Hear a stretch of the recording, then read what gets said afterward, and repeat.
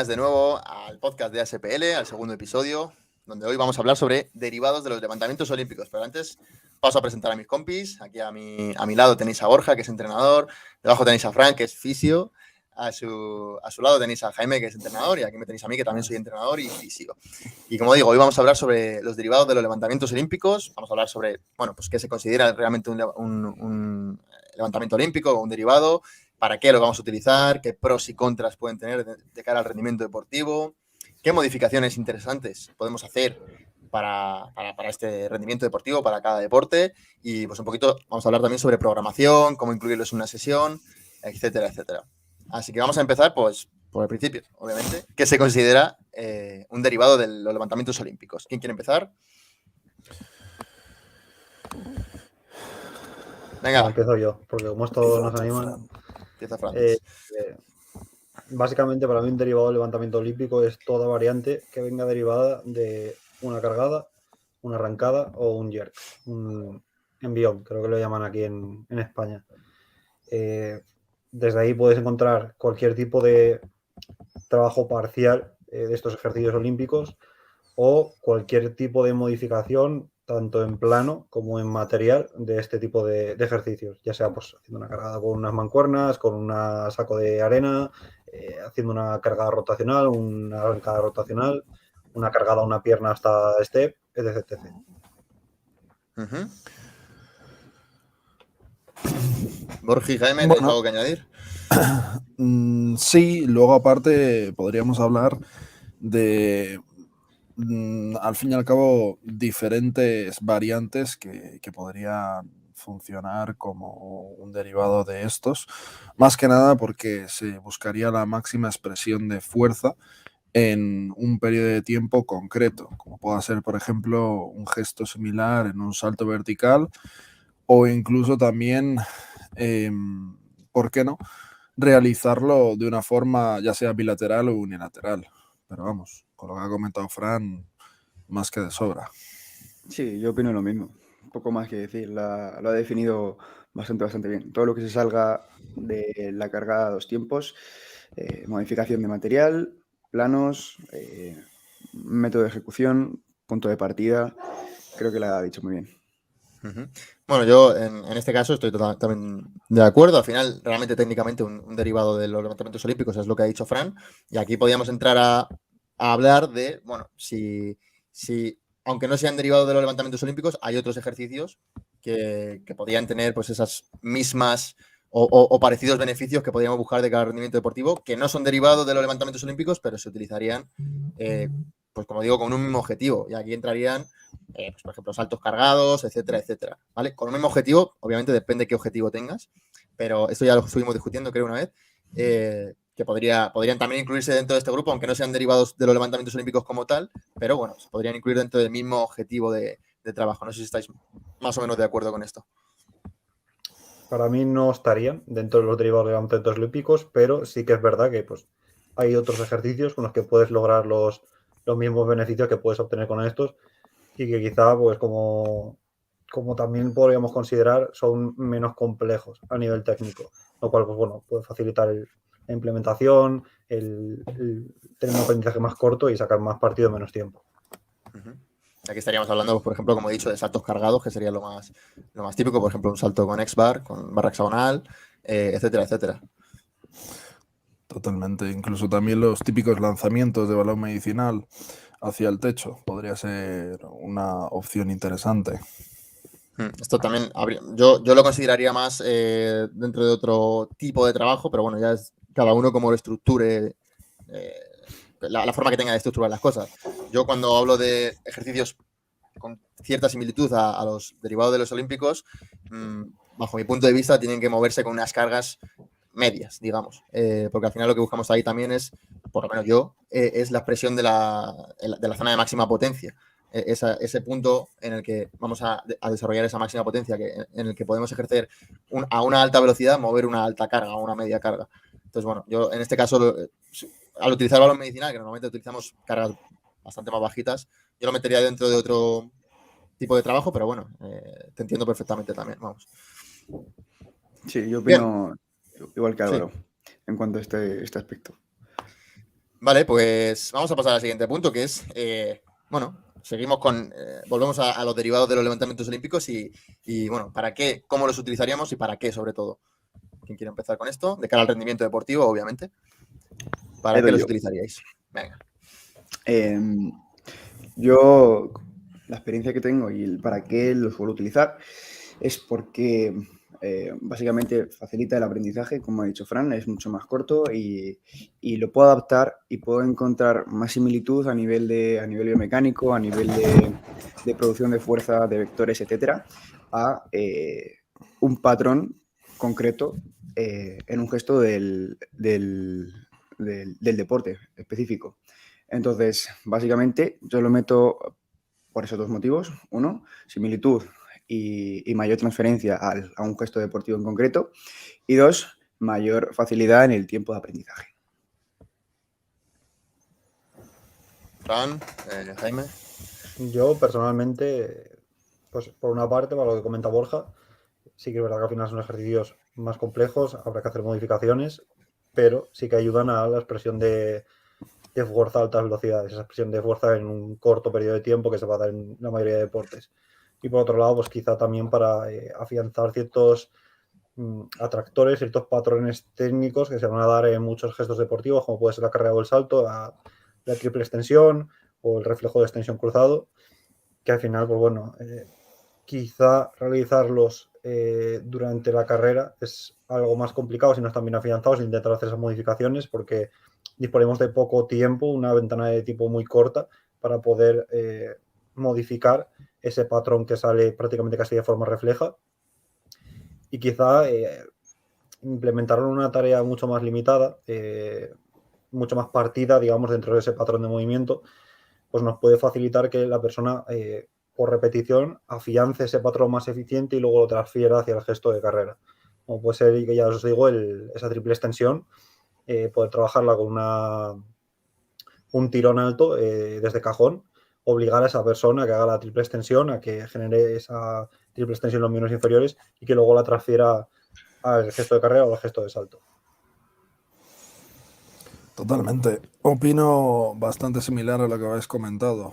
Por decir algo más, bueno, realmente luego también habría que, bueno, es que en realidad lo habéis comentado, o sea, habría que ver la complejidad técnica de cada gesto y por supuesto la curva de aprendizaje de cada sujeto de cara a ejecutarlo y en base a ello pues hacer esas modificaciones que hemos comentado, pero vamos, estoy bastante de acuerdo en lo que habéis comentado. Uh-huh. Bueno, yo en síntesis, como estamos hablando de exactamente para qué utilizarlos, mi forma de verlo es principalmente, bueno, ya se ha comentado también, pero es principalmente dos beneficios grandes principales. Uno, vamos a mover una carga relativamente alta a muy alta velocidad, que al final estamos mejorando ese desarrollo de la RFD, etcétera, etcétera, que al final de cara al rendimiento deportivo va a ser muy interesante, además en un patrón, digamos, muy global, que coordinativamente tenemos que utilizar todo el cuerpo, etcétera, etcétera, y por supuesto en patrones, dependiendo de cómo modifiquemos ese levantamiento, que pueden tienen bastante similitud con ciertos gestos de muchos de los deportes de cara al rendimiento. Hemos hablado ya del patrón de triple extensión y a partir de ahí podemos hacer muchas modificaciones en función de lo que queramos buscar. Podemos incluso hacer una triple extensión en un vector más horizontal, meterle un patrón más rotacional, más lateral, lo que queramos. Entonces esas son para mí las dos principales ventajas. La producción de potencia, por decirlo así, que podemos obtener con estos ejercicios y, bueno, que al final no deja de ser un patrón de triple extensión que es esencial de cara al rendimiento deportivo y se puede modificar de muchísimas formas. ¿Alguien que quiera añadir algo más dentro de este punto del para qué utilizarlos? Yo, que muchas veces, o sea, a lo mejor la impresión que, bueno, lo que ha comentado Álvaro, que él encasilla la modificación en Olímpicos en cuanto también un poquito al tema de cargas, cargas medias altas, donde se producen valores altos de potencia. Yo, en cambio, sí yo sí que puedo, lo nombro así y no utilizo ese tipo de cargas, utilizo cargas medias, incluso a veces medias bajas. Por ejemplo, en un clean tandem, es decir, un ejercicio que tiene un patrón que tú lo ves biomecánicamente y se parece mucho a una posición que puedes adoptar en carrera, y yo en esa posición no voy con cargas medias altas, yo voy de hecho ahí con cargas medias bajas, pero el patrón y biomecánicamente es tan similar bueno, es un derivado de olímpico y utiliza una carga más baja. Entonces, bueno, Vale. que la carga es un poco ahí, hay un poco de controversia, qué carga utilizar, bueno, cómo denominarlo, a qué denominarlo, como hemos dicho antes, pero vamos, que yo no necesariamente tiene que tener una carga media alta, sino que yo lo que hago es reforzar ese patrón de movimiento, en ese caso, de posición de tándem, y el objetivo es incrementar un poquito la carga, aumentar la estabilidad y la producción de fuerza. Estoy de Sí, acuerdo. si Cuando vamos... hablo de cargas, perdón, cuando hablo de cargas medias altas, no he dicho medias altas, he dicho medias, pero cuando hablo de eso me refiero, es para diferenciar básicamente el trabajo de pliometrías, balísticos, etcétera, etcétera, del trabajo con cargas muy altas, básicamente. Pero dentro de eso hay un abanico muy grande de cargas que podemos utilizar, por supuesto. Ya está, solo quería aclarar eso. Sí, realmente no vamos a la definición que da Bosch. En este caso, sí que tenemos que tener en cuenta que a mayor carga, más nos alejamos de la parte de especificidad del ejercicio con respecto al gesto técnico, pero también es verdad que lo más probable es que generemos también mayor adaptación por una mayor sobrecarga. Esto luego no tiene que, o sea, no es lo mismo que vaya a generar mayor transferencia, pero sí que es verdad que a mayor sobrecarga genere sobre un patrón específico, menos específico va a ser ese patrón, porque al final no tiene la misma, no está moviendo la misma carga que en el gesto deportivo, se va a ver modificado ese patrón motor, porque al final el cuerpo está luchando contra otra tarea, otro entorno, entonces el patrón que va a emerger no va a ser el mismo. Luego ahí ya podríamos entrar en discusión si eso genera menos o más transferencia. Claro, aquí podríamos hablar de dos objetivos diferenciados. De hecho, vos habla de esto. Y es por un lado que ha dicho Fran. Por un lado tendríamos el buscar optimizar la producción de fuerza en general, con cargas más altas, etcétera, etcétera. Y por otro lado, sí que lo que queremos es reforzar un patrón, meterle cierto estímulo a un patrón concreto, cierta variabilidad, etcétera, etcétera. Obviamente, ahí tenemos que acercarnos más a la carga, a cargas más bajitas, más cercanas a la velocidad del gesto deportivo. Y además que no lo pervierta ese gesto. Entonces son objetivos distintos realmente. Entonces, digamos que son dos cosas distintas realmente. Pero bueno, que los derivados de los olímpicos se pueden tocar todo esto, realmente. Distintas formas, pero se puede tocar todo esto. Bien, ¿algo más por aquí? O pasamos a pros y contras. Aunque ya hemos hablado un poquito de todo esto, pero bueno. Venga, pues vamos con los pros de los derivados de los levantamientos olímpicos. ¿Alguien quiera empezar? Ya hemos hablado un poco, pero bueno. Si queréis hacer una síntesis o algo de lo que hemos dicho. Jaime. Vale. Jaime. ¿Ha dicho algo, Borja? Que le des caña. ¿Me oye? Sí. Vale, perfecto.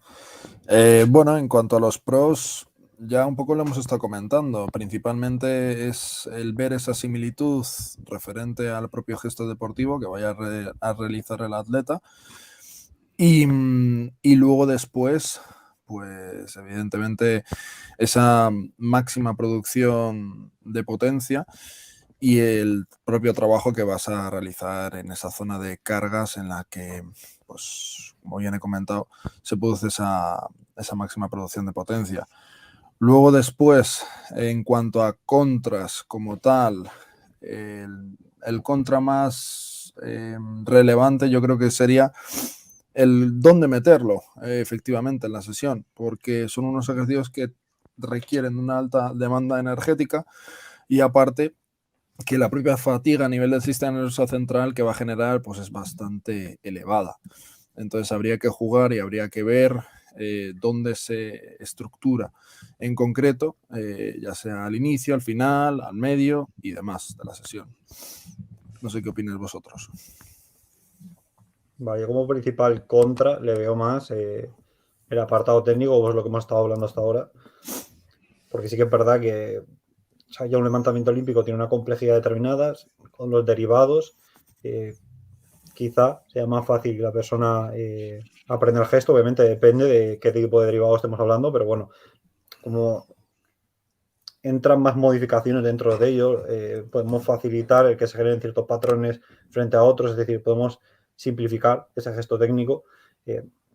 Al final son más sencillos de aprender que un levantamiento olímpico, pero siguen siendo más complejos de aprender y de desarrollar correctamente que un movimiento típico de gimnasia como puede ser una sentadilla o un press de banca.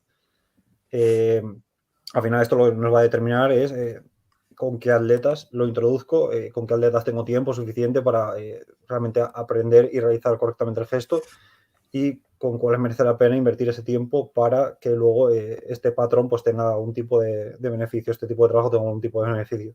Lo mismo ocurre dentro del marco de adaptación. Al final yo tengo un tiempo determinado para volver a conseguir que ese atleta esté rindiendo.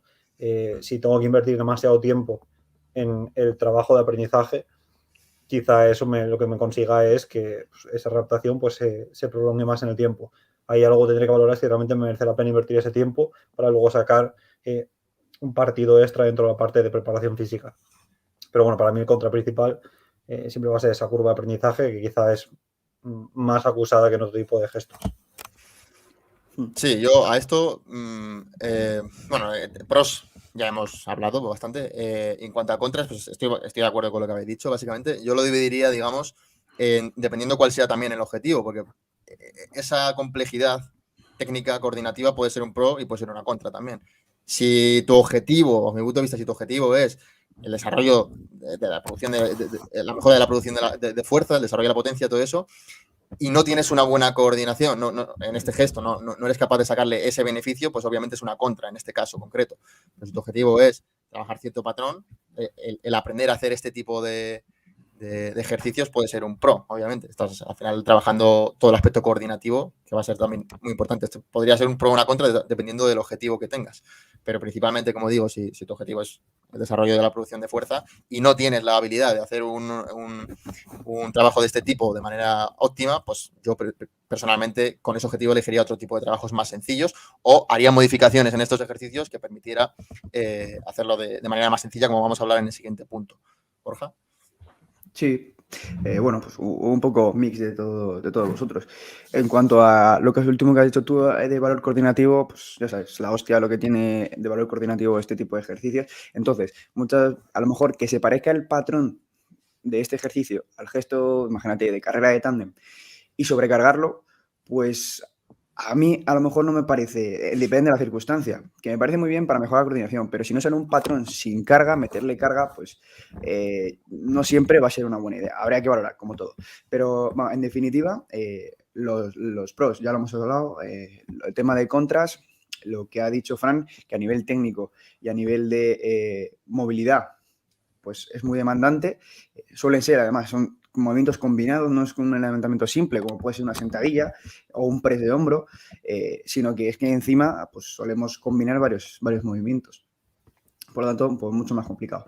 Y aparte a nivel técnico, son los valores de fuerza inicial. O sea, yo me encuentro con mucha gente, muchos atletas, muchos opositores, los cuales dices tú, joder, le vendría de puta madre, pues meterle una arrancada con mancuerna desde colgado, dices tú. Increíble, porque tiene un déficit en la producción de fuerza más a nivel horizontal que, bueno, por X características dices, va perfecto. Pero luego, por otro lado, dices, ¿cómo lo voy a meter? Eso, si no tiene apenas fuerza, que coordina, o sea, es muy coordinado, el gesto lo hace perfecto, pero no tiene fuerza suficiente como para estabilizar una mancuerna arriba, como para hacer un ejercicio explosivo. Entonces, no solamente técnica, también fijarnos un poquito en la fuerza que tiene esa persona. Y básicamente eso. A mí me gusta reforzar bastante pues otros patrones antes que estos, que bueno, ahora en el siguiente punto creo que lo hablamos y lo tocamos. Bien, ¿alguien que quiera añadir algo más respecto a esto?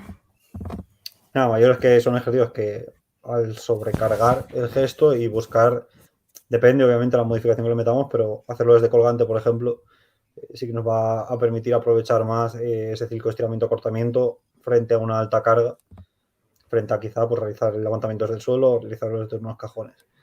Y luego, como comenta Borja, él prefiere no introducir este tipo de gestos con sobrecarga a cierto tipo de atletas, sobre todo en gestos que quizá no se realicen con tanta carga.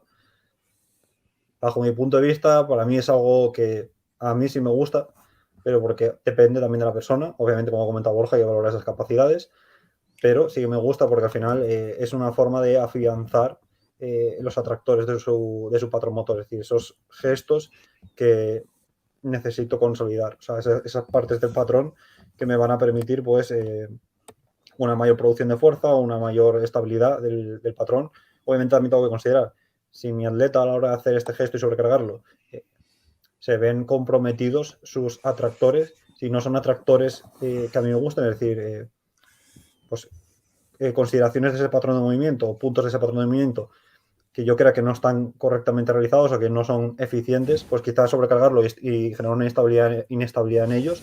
Es decir, buscar una transición a un nuevo patrón motor me puede interesar. Si en mi atleta tiene un buen gesto motor y introducir carga lo empeora, es decir, desestabiliza esos atractores, pues quizá en ese caso no me interesa sobrecargar el ejercicio. Pero bueno, como ha comentado Borja, al final es individualizar, considerar estas Sí, cosas, quizás estoy, sumar perdona, ese aspecto técnico a mayores. yo estoy. Bueno, yo entiendo perfectamente lo que ha dicho Borja y por lógica es normal eso, vamos. Pero estoy de acuerdo también con lo que ha dicho Fran. Al final hay que también tener en cuenta siempre que muchas veces, siempre y cuando se cumplan ciertos criterios, meterle variabilidad, ya sea de carga, de cualquier otro tipo de cosas a un patrón, sobre todo a largo plazo, lo va a reforzar muy probablemente si hace las cosas bien. A corto plazo probablemente no. Probablemente a una persona, a un atleta que no tenga un patrón bien trabajado y demás, a corto plazo seguramente le sea más eficiente hacer un trabajo específico de eso y no meterle mucha más complejidad, pero a largo plazo probablemente sea un patrón mucho más fuerte, ¿vale? Si le metemos esa variabilidad de la que estamos hablando. Sí, totalmente de acuerdo. Nada, simplemente eso. Un ejemplo así que se va a ver muy bien y rápido. Un efecto tijera de las piernas en carrera, uno tracciona hacia atrás, el otro sube hacia arriba, rodilla al pecho, una posición de tándem. Si yo me he encontrado con gente que le cuesta coordinar ese tipo de movimientos. Entonces, el hecho de, dices tú, me refiero en general, metes un poquito de carga con mancuerna, un clean o con barra o con un saco mismo, hacer como una zancada a cajón. Un clean, vamos, desde cargado a cajón, a tándem. ¿Qué ocurre? Si tú ese patrón de tijera no lo tienes bien interiorizado, porque tú le pongas ese saco, no va a mejorar. Eso es lo que quiero decir. Que si no tenemos un gesto bien coordinado, desde mi punto de vista, si le meto una carga extra, no va a funcionar. Es mejor para mí dar un pasito para atrás a nivel técnico y que más o menos estabilice con carga, con su propio peso corporal, con poca carga y demás, y luego ya pues sobrecargarlo. Sí, bueno, lo que yo quiero decir es que al final introducir la carga puede tener cabida. Sí que es verdad que si no tiene patrón técnico muy aprendido, ahí ya tengo que valorar. Es decir, introducir una carga, es decir, un constreñimiento, una mayor dificultad para la tarea, un limitador para realizar ciertas cosas en la tarea, me va a modificar el patrón que está emergiendo dentro de esa persona al patrón que yo estoy buscando. Eso es. Entonces, lo que quiero que se le quede a la gente es que no hay que cagarse encima cuando de repente metemos a nuestro atleta un gesto complejo con carga y no sabe hacerlo 100% bien. Es normal, hay una curva de aprendizaje, igual que hubo una curva de aprendizaje para aprender a correr, para aprender a saltar. No pasa nada. Lo que tenemos que ver es si realmente el gesto que está emergiendo tiene características interesantes o tiene características que me interesaría afianzar, y a partir de ahí pues ir viendo cómo evoluciona el emergimiento de ese patrón, el nuevo patrón de movimiento que está surgiendo a la hora de introducir esa carga. Porque tiene que aprender la persona. Es que es normal, ¿sabes? Nadie coge la barra el primer día y hace un peso muerto perfecto. Pero cuando empezamos a ver cómo hace el peso muerto, vemos que está tirando una estrategia bisagra de cadera, vemos que está realizando correctamente una triple extensión a la hora de, una extensión de cadera y una extensión de rodilla a la hora de hacer el levantamiento, y a medida que esa atleta va avanzando, el gesto cada vez es más refinado. Es lógico, o sea, es un bebé cuando inicia el movimiento. De hecho, probablemente a la hora del aprendizaje, sobre todo de tener un patrón robusto a largo plazo, va a ser mejor probablemente aprenderlo de esa manera. Es decir, mediante tareas, mediante meterle una serie de inputs externos, digamos, para que el atleta ejecute. No tanto mediante, vale, ahora tienes que pensar en hacer esta retroversión de no sé qué, de esta triple extensión. O sea, el aprendizaje se hace mejor mediante tareas normalmente y a largo plazo va a ser un patrón mucho más robusto. Así que siempre y cuando elijas bien este tipo de elementos externos que quieran meter o lo que sea, puede ser muy buena idea, incluso en gente novata, incluso. Estamos hablando. De hecho, bueno, vos, si no recuerdo mal, habla de eso también. que al final incluso meter cierta variabilidad desde el inicio, desde bien pequeñitos y a gente novata, puede ser también muy interesante, ¿sabes? Sí.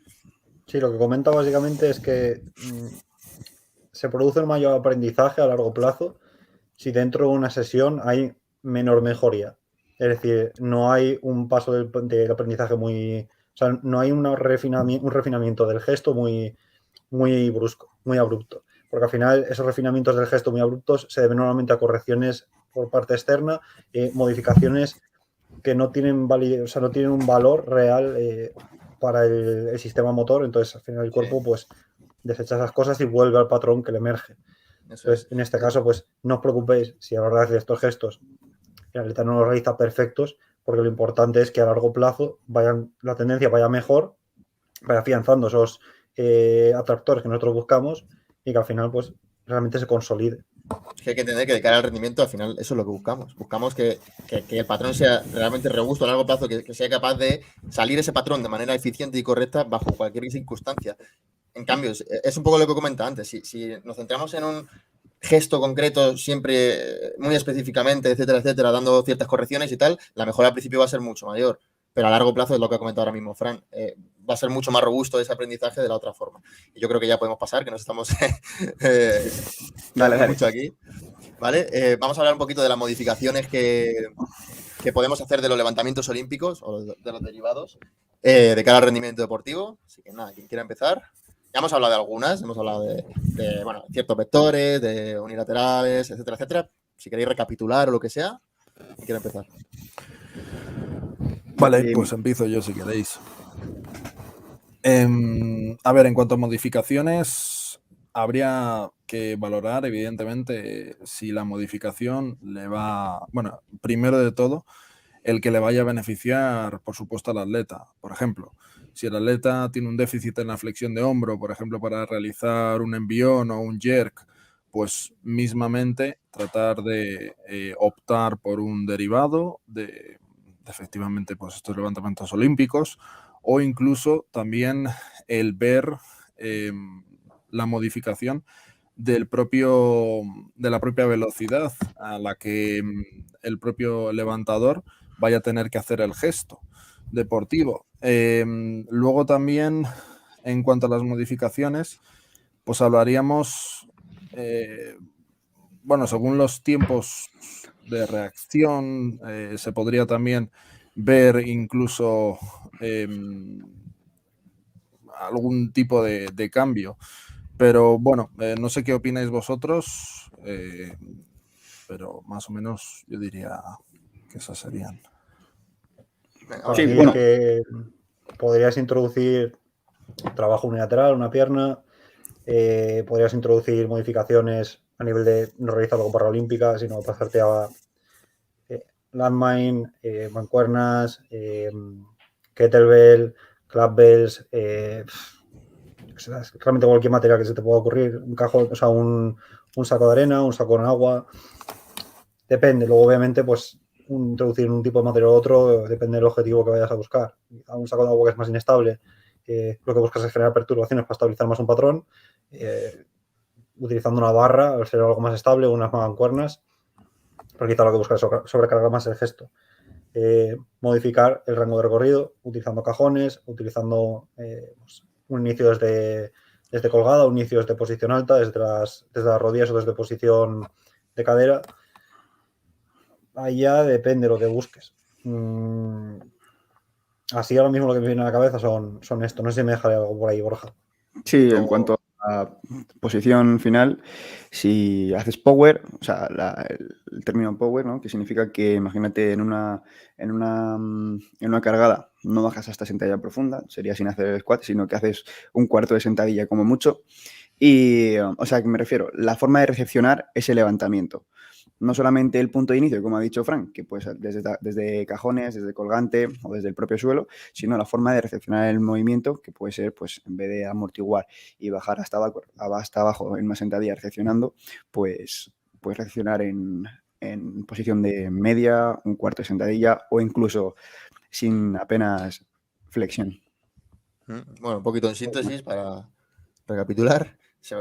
A nivel de modificaciones podemos hacer un montonazo de cosas, podemos modificar implementos, podemos modificar vectores, podemos modificar trabajo bilateral, unilateral, en distintos planos. A nivel de producción de fuerza también se puede modificar, pues como ha dicho, como han estado hablando ahora Borja y Fran, a nivel de empezar desde colgado, empezar desde bloques, empezar desde el suelo. Para hablar un poquito de esto, que al final hemos explicado que hay distintas formas, pero bueno, no hemos explicado tampoco qué diferencias tienen esta forma respecto a la aplicación de fuerza, para que intentar explicarlo de la forma sencilla. Si empezamos desde el suelo, obviamente vamos a tener más tiempo de aplicación de fuerza. Si empezáramos desde colgado, vamos a tener menos tiempo de aplicación de fuerza, que puede ser bastante interesante de cara al rendimiento. Si empezamos desde bloques, vamos a tener una aplicación de fuerza, digamos, prácticamente puramente concéntrica. Y si empezamos desde colgado y hacemos un contramovimiento, pues vamos a enfatizar en ese ciclo de estiramiento-cortamiento. Y con las recepciones, como ha dicho Borja, lo mismo. Si recepcionamos abajo, es decir, haciendo una sentadilla, pues obviamente va a ser totalmente distinto a si recepcionamos arriba, que vamos a necesitar utilizar una carga y una aplicación de fuerza, digamos, en menos tiempo, por decirlo así. Una carga más ligera o aplicar más fuerza en menos tiempo, sí, como estoy diciendo. ¿Vale? Entonces, más o menos esto sería un poquito las variantes que podemos hacer respecto a la producción de fuerza, y como hemos comentado, pues a nivel de vectores, de planos, etcétera, etcétera, también hay otras muchas. No sé si nos hemos dejado alguna, seguro que sí, pero bueno, ¿algo que queráis añadir?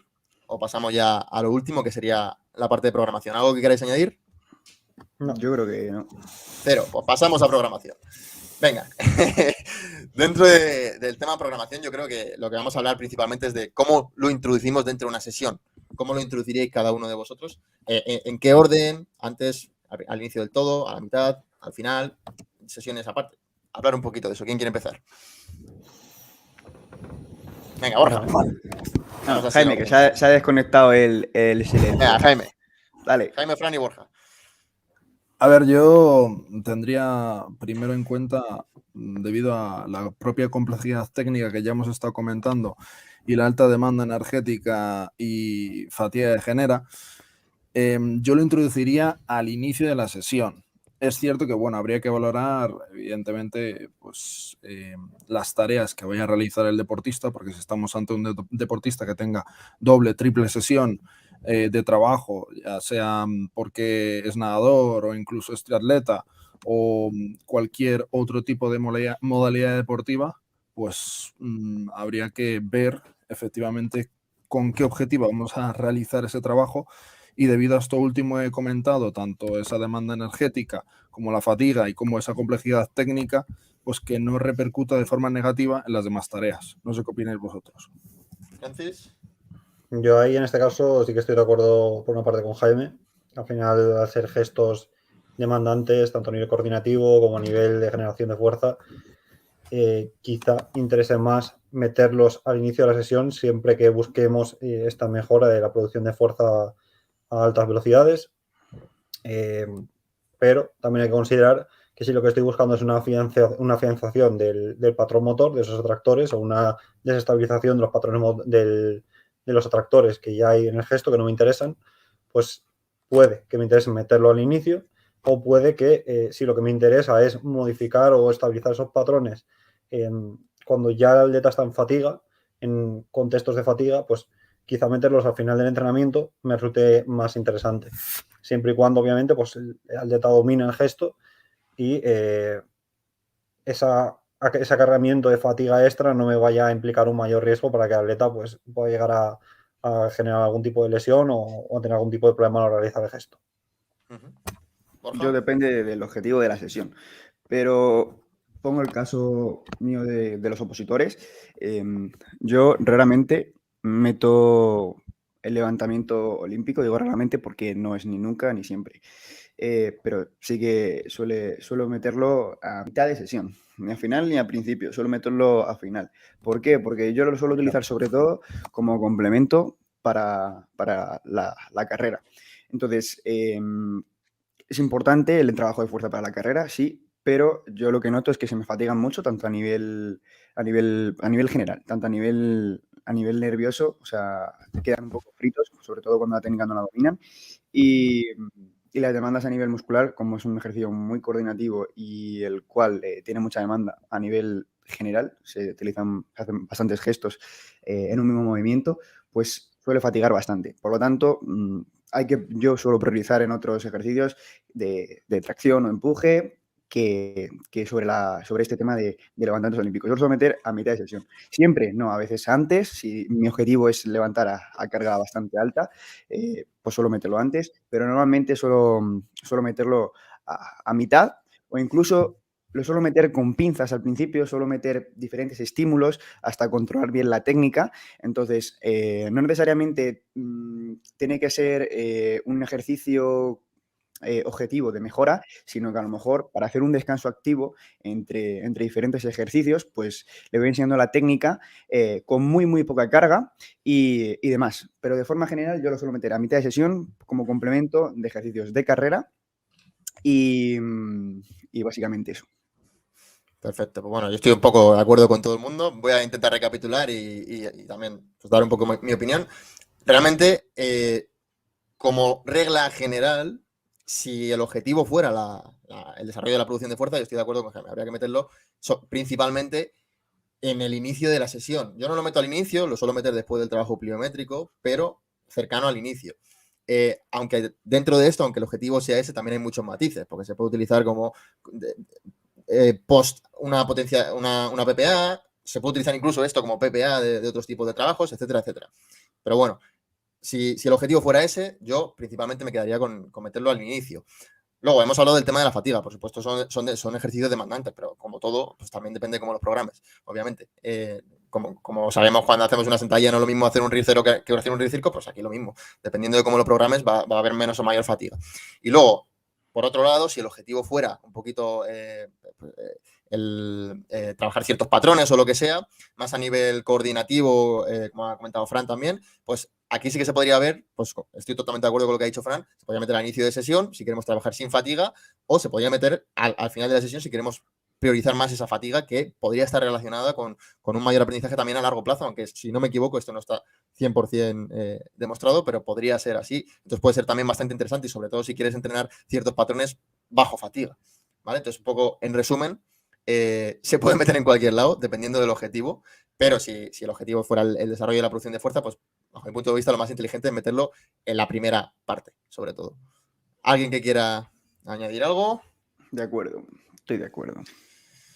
Pues nada, con esto acabamos por hoy. Espero que os haya gustado este segundo podcast de ASPL. Y nada, nos vemos entonces en el tercero. Nos vemos por Instagram. Ya sabéis que nos podéis escribir preguntando cualquier duda o simplemente saludándonos por Instagram. Y nada más. Un abrazo a todos y nos vemos próximamente. Chao, chao.